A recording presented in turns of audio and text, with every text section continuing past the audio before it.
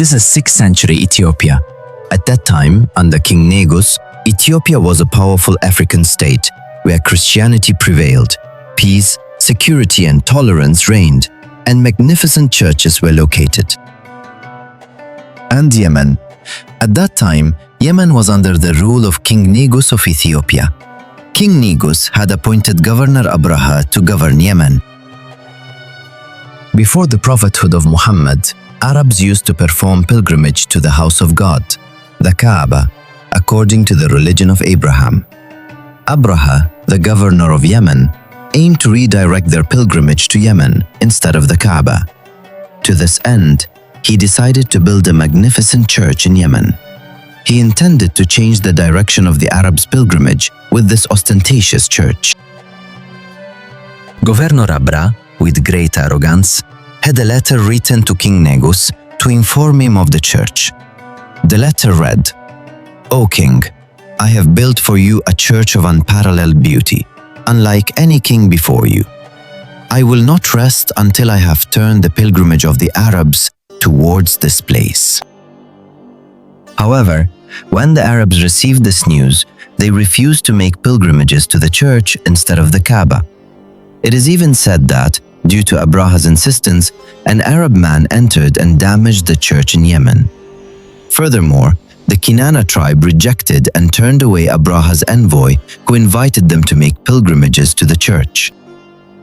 Upon this, Abraha became very angry, filled with arrogance and hatred. To achieve his goal, he decided to destroy the Kaaba. If he destroyed the Kaaba, the Arabs would be forced to make pilgrimages to the church in Yemen. Abraha ordered a large army to be prepared and instructed them to place his famous large elephant at the forefront. When the Arabs heard about Abraha's army preparations, they decided to fight him. The first to set out to fight Abraha was a prominent man from Yemen. He summoned his people and they decided to fight, clashing with Abraha's army. However, they were defeated and taken captive to Abraha. Abraha's army was very large and powerful. Fighting and winning against such an army seemed impossible. Later, Abraha and his army set out towards Mecca. They reached the city of Ta'if. A group of people from Ta'if went to Abraha and told him that the Kaaba was in Mecca, so that he would not demolish the large temple of Lat that they had built in Ta'if. And they gave the army a guide who would show them the Kaaba. Abraha established a settlement with his army near Mecca. First, he sent a group of his soldiers into Mecca. This group drove away the goods of the Quraysh and other tribes. Among these goods were 200 camels belonging to Abdul Muttalib ibn Hashim, the chief and leader of the Quraysh. Upon hearing the news, Abdul Muttalib went to Abraha. Abraha's army had pitched its tents at the entrance to Mecca. Abdul Muttalib, fearlessly advancing against this large and powerful army, told the guards that he wished to speak with Abraha. Hearing this, Abraha invited Abdul Muttalib into his tent. He also summoned his interpreter and ordered him to translate what Abdul Muttalib said to him. Abraha said to his interpreter, "Ask him what his request is." The interpreter conveyed Abraha's question to Abdul Muttalib, who replied, "My request is that Abraha return the 200 camels he took from me."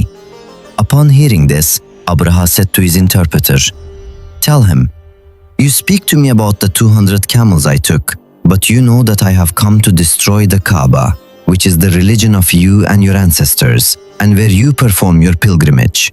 Why do you not speak to me about this matter?" Abdul Muttalib, with a calm and confident expression, replied to him, "I am the owner of the camels. Therefore, I want my camels back from you. The owner of that house, the Kaaba, is Allah. There is a Lord who will protect the Kaaba." Abraha, with great arrogance and a mocking smile, said, "Your Lord cannot protect it against me." Abdul Muttalib said, "You and he are alone." After their conversation ended, Abraha ordered his guards to return Abdul Muttalib's camels. Then, Abdul Muttalib took his camels and returned to the Quraysh,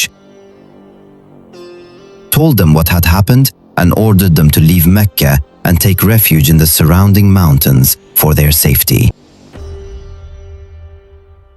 Abdul Muttalib and the leading man of the Quraysh came to the Kaaba, clung to its door-ring, and prayed to Allah, asking for His help to protect the Kaaba and Mecca from harm. Then Abdul Muttalib and his companions took refuge in the mountains. Abraha had completed his preparations and was advancing towards Mecca with his powerful army and elephant. He ordered his army and the elephant at the front to enter Mecca. He intended to advance towards the Kaaba and destroy it. However, the elephant suddenly collapsed and refused to move. The soldiers tried to lift it by tying ropes around its legs and pulling, but the enormous elephant wouldn't budge. They tried turning the elephant towards Yemen, and it ran to its feet. Then, they turned it towards Damascus, and it walked in that direction.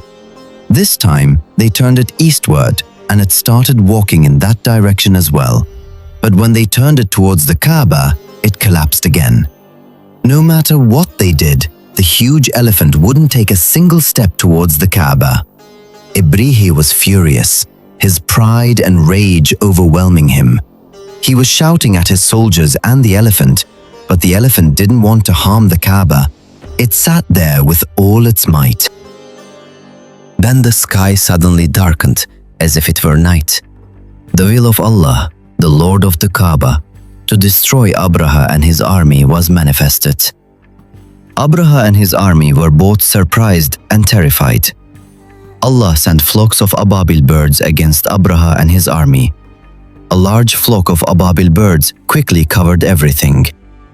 Each bird carried 3 stones, 1 in its beak and 2 in its feet. These stones harmed whoever they struck. The small swallows had scattered that large and powerful invincible army. Some of the stones had even hit Abraha's body, severely wounding him. Abraha had learned his lesson and understood that he could not harm the Kaaba of Allah. The Quraysh families who had watched, seen and heard from afar that Mecca and the Kaaba had been saved were returning to Mecca in joy. Abdul Muttalib also returned to Mecca with joy and immediately visited the Kaaba. He was very happy that the Kaaba had not been harmed. He raised his hands and prayed to Allah in gratitude. The people of Mecca, overjoyed at being freed from Abraha, returned to their former peaceful lives. And that house has remained preserved and exalted, as Allah promised. Almighty Allah says in the Quran, Surah Al-Imran, "Indeed, the first house established for mankind was the one in Mecca. Blessed be it, a guidance for all mankind."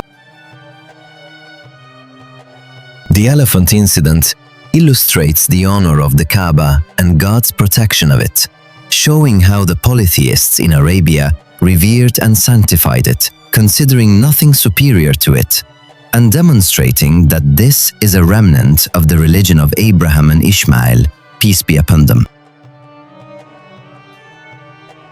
بسم الله الرحمن الرحيم ألم تر كيف فعل ربك بأصحاب الفيل ألم يجعل كيدهم في تضليل وأرسل عليهم طيرا أبابيل ترميهم بحجارة من سجيل فجعلهم كعصف مأكول صدق الله العظيم.